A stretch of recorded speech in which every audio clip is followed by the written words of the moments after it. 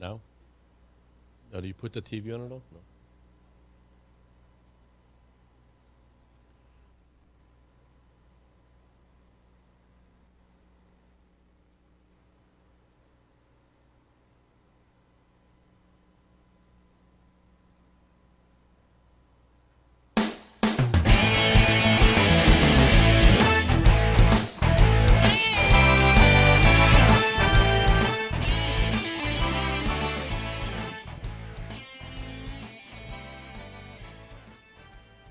Hello and welcome to USTS, the Ultimate Sports and Training Show. I'll be your host for today's show, Bob Lemire. I'm going to do a half-hour solo show today. I had some guests here. I had three guests. One took ill with the flu, and we rescheduled them all because they want to do it together for another date. So I'm here. We scheduled coming on a little early. And what I'd like to do is I wanted to talk, and I've done this before, just scratch the surface. What I want to talk about is children in sports. Especially I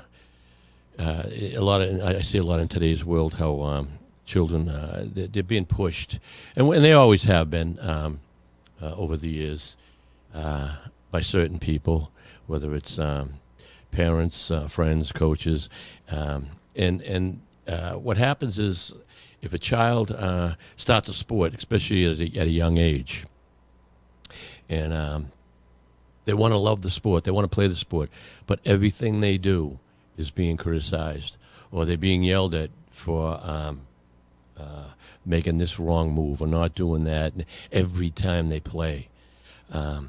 What's going to happen now, and as you should know, is by you criticizing, whether you be a parent, teacher, coach, constantly criticizing, in a voice or a manner that just makes them feel bad, so that they would do good, is going to be the worst thing in the world for this child. There's story after story. People ask me, my credentials. I'm not saying that I'm a psychiatrist or a psychologist, but I've been training in Taekwondo for over 50 years now. I've been teaching for about 47, 48 years, so almost teaching for 50 years also. And I happen to, as I teach and see children come in and people come in, and, I've had my own school, it's still there. People would come in with their children, and I could see the child wants to learn. But I'd watch the parent, and everyone's different.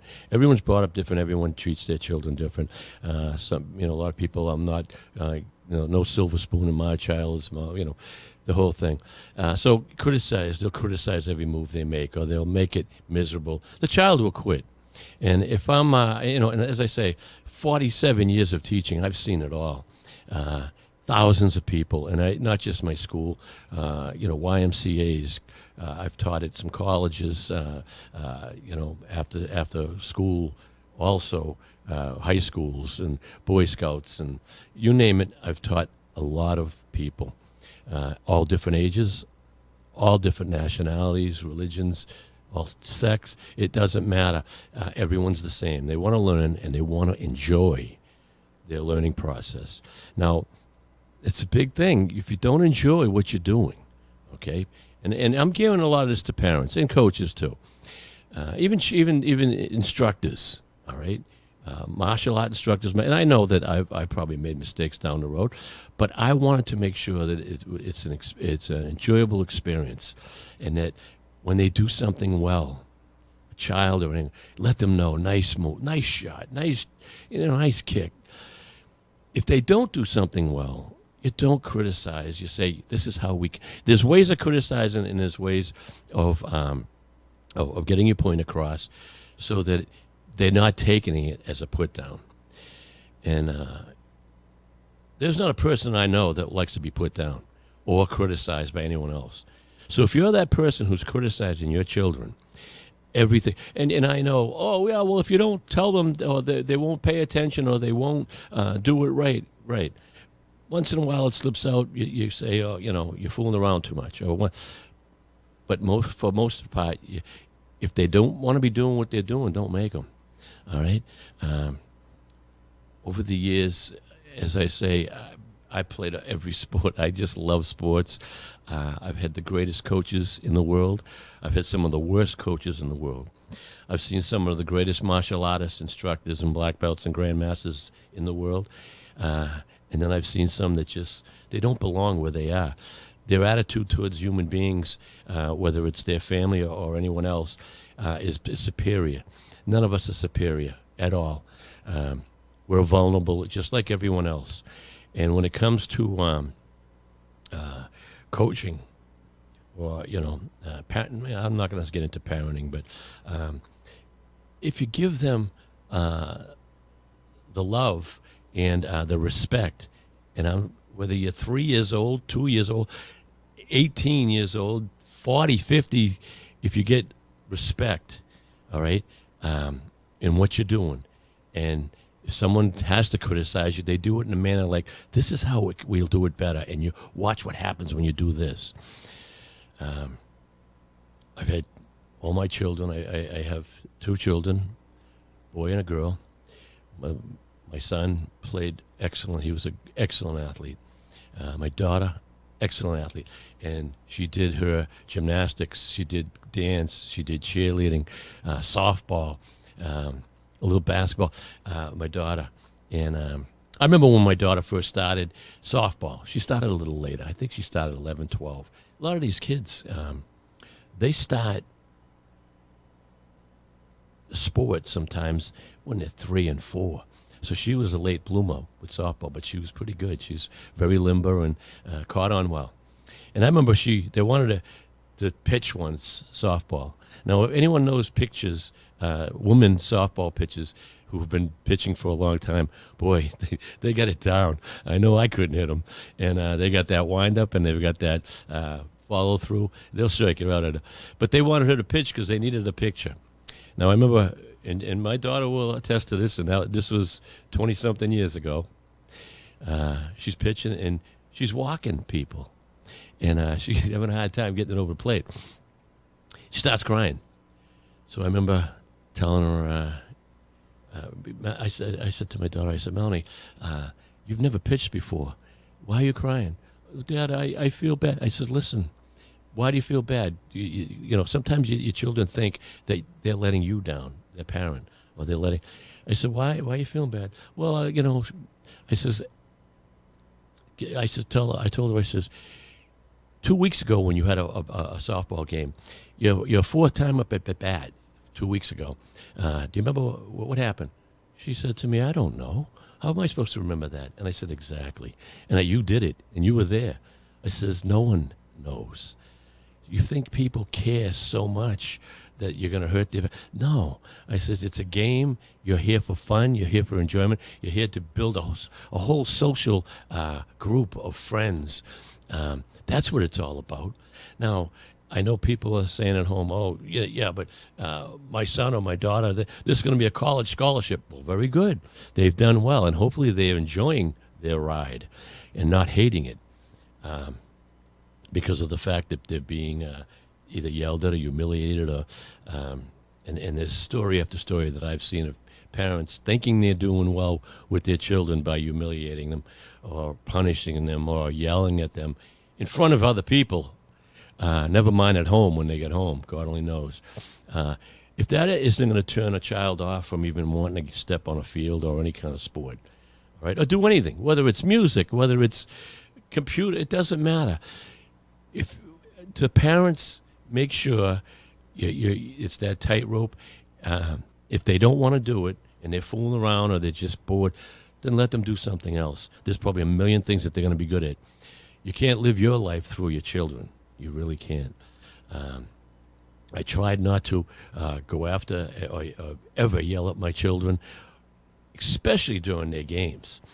When your child's at a game and some parents are screaming like mad people as loud as they can to have their children, stick them or get in there. These children aren't going to listen. They're not listening to that.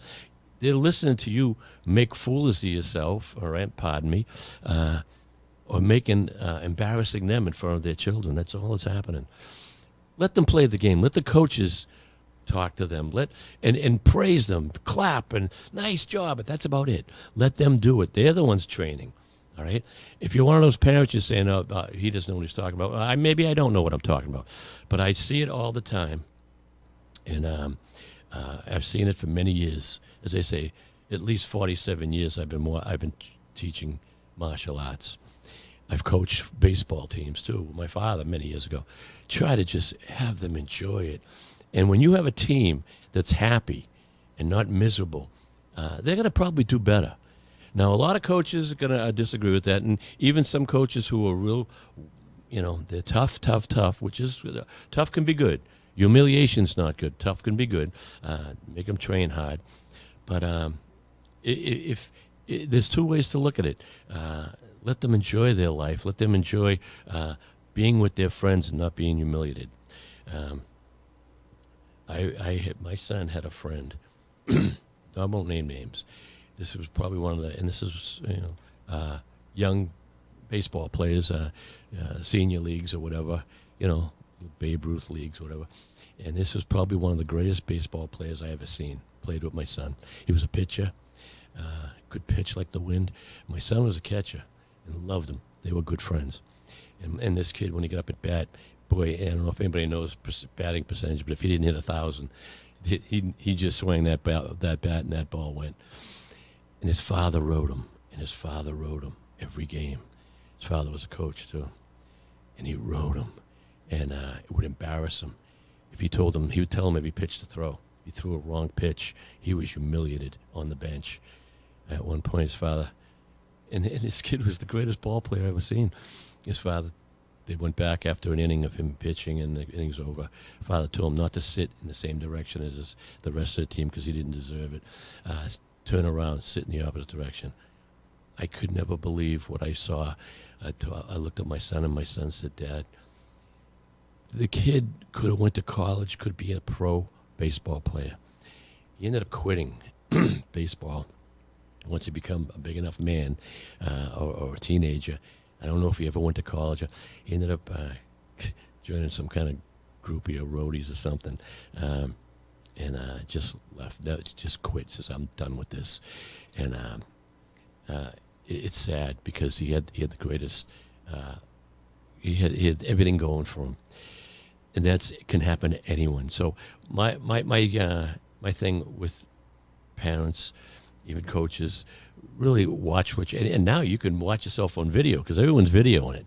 So if they're videoing your game and you're hearing yourself and you're saying, wow, or you're hearing someone out in that stands that are being obnoxious and they're there every game, you understand what I'm saying.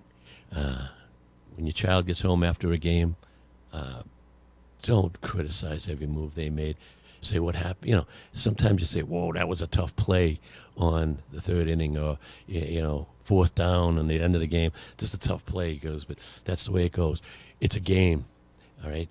It's meant to help you grow socially, mentally, physically, not to be humiliated and not to hate going out in the field because what's going to happen next, all right? What did I do wrong next? You don't need that. One way to help your children, I always like to do this, especially, and I just started doing this myself, I don't know, 20 years ago. It wasn't something that you did many, and it's called visualization. You visualize what you want. You want to visualize yourself before you get up at bat, and you teach these kids this. Or you want to visualize yourself making a basket, playing basketball. You visualize the ball going into and you teach these kids, visualize that ball going in. When you throw that ball, it's going into the basket. If it doesn't matter, but you visualize it. And if you start visualizing, I'm going to throw a strike, or I'm going to hit this ball, or I'm going to bowl a strike, you start visualizing, plus practicing, and plus, a lot of things that you have to do for sports. But learn how to visualize. Even if you're at home, you're saying, all right, I got a game tonight. You visualize and you throwing some baskets in. You visualize yourself hitting the ball, throwing if you're a pitcher. Any sport, visualize what you want to do. I'll visualize, and I started doing this breaking boards. when you break a board, it's not just breaking a board. Sometimes you'd break a bunch of boards. And if you didn't hit that right, you break your hand, you break your foot, because there's a lot of boards there. So you have to hit the board exactly in the center. And I used to say, visualize you kicking that board before you do it, right in the center. Now that visualization is almost a practice, because practicing physically is one thing. But as you're practicing physically, it's in your brain. You're registering. Your brain's taking pictures, and it's seeing you. That's visualization at the time of doing it. You visualize before, and even if it's days before or right before, your brain says, "Oh, this is what your hand's going to do," and it's hand, eye, brain coordination. And so you don't just wait for that last second. Go out. Here we go. Think of yourself doing it. All right, this is what happens. This is what happens. And I like visualization when I say basketball, because if you were going to 2 seconds left in the game and you need to make that basket, which happens all the time, but you're nervous and you're saying, it ain't going to go in. It ain't going to go in. You're going to hit the rim. But if you says this is going in, all net. This is going in your mind. That's positive thinking, all right? Visualization. My wife is into positive thinking, especially if we're watching something on TV or she's got something on the line, and I might mention, oh, man, he's never going to get it. She'll look at me and want to just come over and slap me. Thanks for the negativity. Yeah, bring all the negativity down from the cosmos or wherever, and it's coming right at us. I go, I'm sorry. Now, I've learned not to say that as much anymore, because when they don't make it, it's my fault. The guy on TV didn't make the putt that she wanted, one of her favorite golfers. It's my fault, because I said, oh, he's never going to make it. So, we all do it. We all do it. And what you have to do is try to train your mind. There's many, many, many YouTube. I love YouTube, by the way. Whenever I'll talk to anyone or I do a show, you want to learn something. And I'm not saying you're always going to learn the right way, so you're going to do your homework. Look for the right people that are teaching it, but there's so many. There's everything you want. Look up visualization. Look up positive thinking. And you'll have psychiatrists. You'll have sports, sports. Anyone in sports, they'll tell you that's what you have to do. You have to visualize, and you have to have positive thinking. It's not easy. A good way to learn that is by practicing it.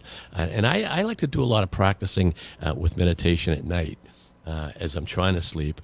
I'm a very light sleeper, and it takes me a lot. Sometimes there's a lot on my mind. And what happens is I'll put meditation on, or I'll put Om chanting, O-M chanting. If you want to check that out, it'll put you to sleep, and it's a whole different things about vibes and vibrations and whatever. But I like a lot of stuff like that takes your mind off everyday activity. But you can also think about that as you're meditating, and you're meditating doing something that you like. How about playing the guitar? And you can even actually play a whole song in your mind when you get that, with chords or whatever, or any musical instrument. And then you go grab that guitar, and it's in your mind, right?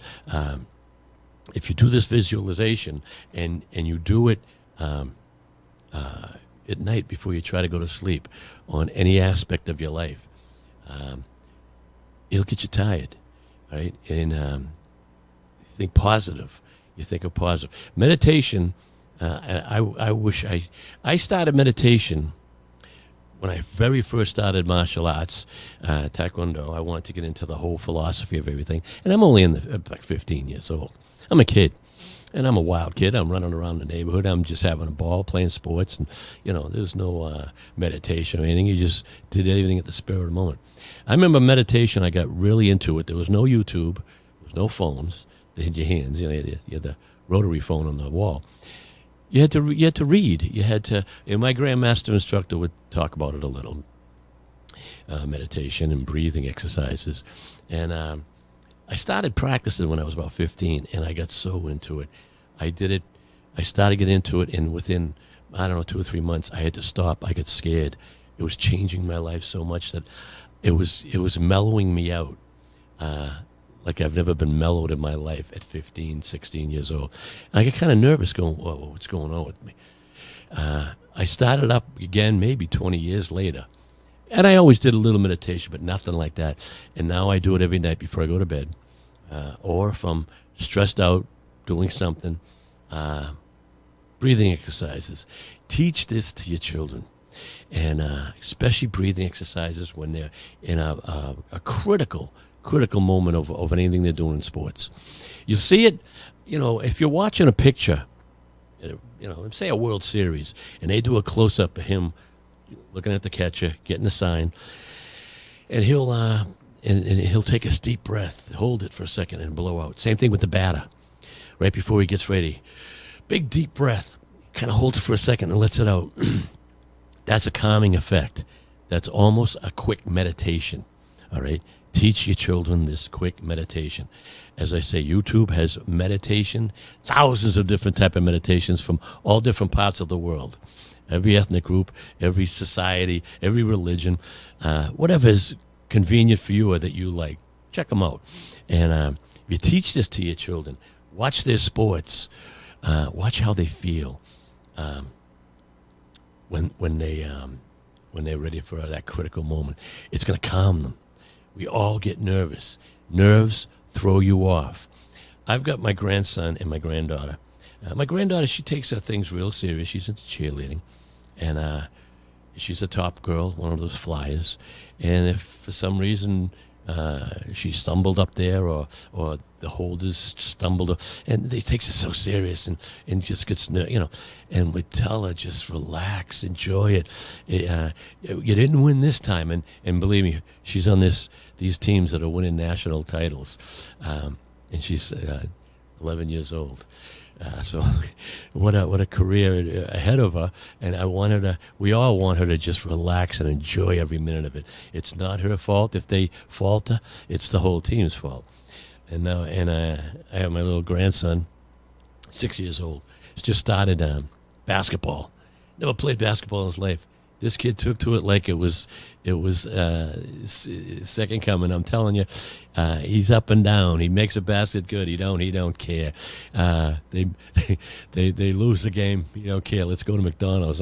And I'm saying, oh, it's the perfect. He's a wrestling. He wrestled for the first time in his life a couple of months ago. My grandson. And I went to see him. 6 years old, first time wrestling. Wrestled the state champion for the first time of last year. That was his first match. I went, oh no, and this kid was bigger than him. This little guy held his own. Didn't win. Didn't expect him to win. But did he hold his own? And he lost. Second match was just a regular kid like himself, and he was all over him. Third match, I think he got pinned. After the matches went over, we shook his hand, praised him, told him he was unbelievable. Can we go for ice cream? And I said, that's the kind of attitude. When you have that attitude and you're relaxed, what's going to happen is you're going to be relaxed and you're going to be more confident. If you lose, you lose. You're going to lose. You're going to win. No one likes to lose. Right? Some people hate it more than others.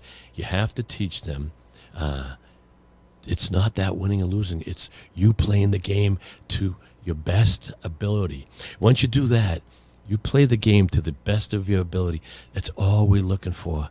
And we're looking for the sportsmanship, not the bad sportsmanship of losing. And it's the good sportsmanship. And go over to the opponent, shake his hand, hug him, give them high fives. Tell them what a great job. That was a battle. I've never had a battle.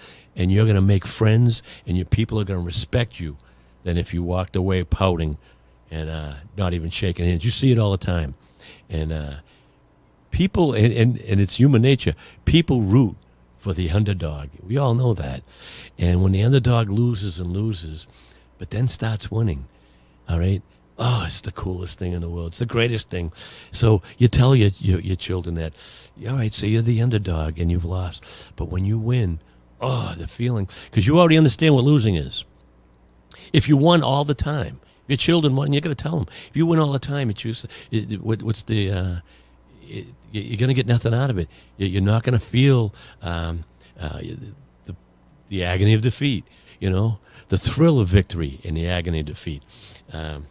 That's the old Wild World of Sports, or whatever it was on TV when I was a kid. There's something here I want to read, and it's Teddy Roosevelt. It's remember. Remember, that's what he said. And Teddy Roosevelt was a president many, many years ago. Great president. I wasn't born there. I'm not that old, but this is what he wrote, and I kind of love this, especially think about it for sports. It's something you can get on YouTube. Quote by Teddy Roosevelt. Just look for it YouTube or on Google, and you'll get it. And you got a picture of him, and this is what it says. Think about this. It's not the critic who counts. All right. It's not the man who points how strong a man stumbles. So it's not like your friend or someone who points out how you stumbled. All right. Or where a doer of a deed, he could have done better. So you did a deed or you did something nice, but someone says to you, you could have done better than that. It's not that. Those people don't count. The credit, okay, he says, it belongs to the man in the arena. Now, whether that arena is a baseball field, a basketball court, a football field, the credit is to the man, belongs to the man who is in the arena, whose face is marred with dust and sweat and blood, and who errs, all right, errs, and comes up short again and again, and who at best knows the high achievement of triumph, who at worst fails. He knows while daring.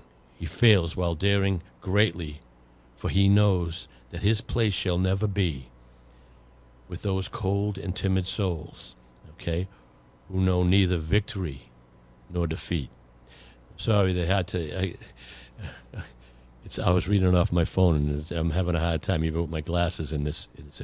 But so what he's saying is, someone's going to criticize you, and they're always going to criticize you. Okay, whether it's your parents, whether it's your coaches, whether it's your friends, relatives, your teammates, they're going to criticize you when you lose, or even if you did good, you did a good job, or they're going to find what you did wrong.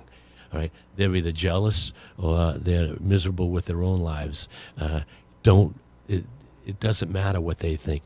What matters is you're in there fighting, blood, sweat, tears. You're dirty. You've given everything you have, and you're not one of those timid souls who are doing nothing. All right, those timid souls who know neither victory. They know neither victory nor defeat, which means they're doing nothing. All right, but criticizing. So if someone's criticizing, you, walk away.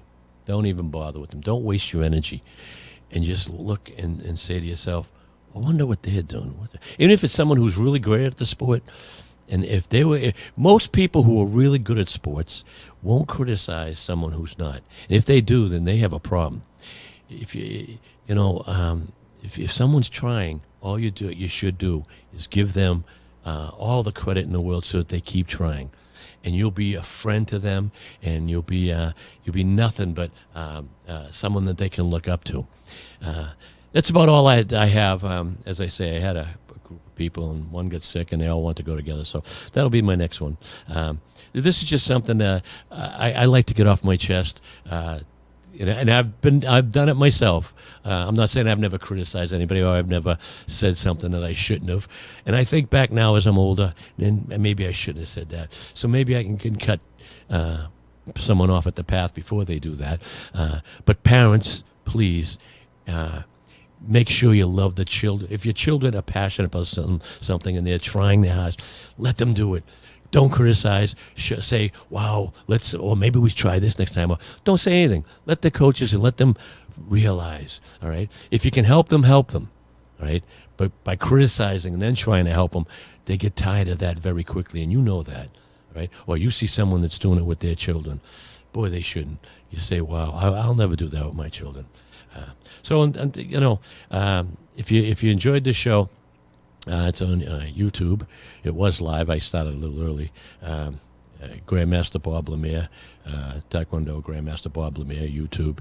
You'll see a lot of my shows. I have a podcast show and a Taekwondo show, half-hour show where I show martial arts or any sport on how all sports blend in together with balance and power and focus. So if you can check those, this is also on Spotify, Merrimack Valley Public Radio, datv.org. I usually give out all these plugs, and I don't give out DATV. And I want to thank everyone at DATV. Greatest bunch of people if this is the greatest studio in the world. And a lot of this, a lot of what we have here is shown around the world also on Comcast and whatnot. So we're easy to find. And I hope you enjoyed the show. You want to leave comments, especially on YouTube. I'm up for any comment. So until next time, have fun and train hard.